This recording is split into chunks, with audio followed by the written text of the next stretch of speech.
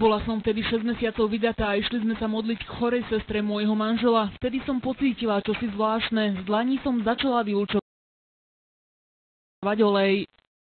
Neskôr na jej boku pribudla ďalšia široká rana. Ešte v ten istý deň sa ale uzavrela. Všetko to skúmali aj lekári.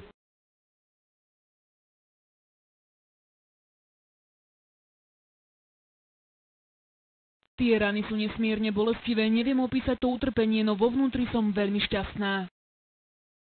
Zvláštne veci sa diali aj v spálni jej domu. Z obrazu Panny Márie s Ježišom začal tiež vytekať olej. Vedci neskôr potvrdili, že ide o olívový olej, ktorý však nezanecháva žiadne škvrny. Pôsobením tohto oleja sa viacero ľudí uzdravilo. Božiu prítomnosť pocítila aj táto žena. Pred 11 rokmi sa jej ako 11-ročnej v Litmanovej začala zjavovať Panna Mária. Po 5 rokoch ale prestala. V zápätí potom, keď sa vlastne skončili zjavenia, tak mi bolo veľmi smutno. Cítila som sa sama, veľmi opustená.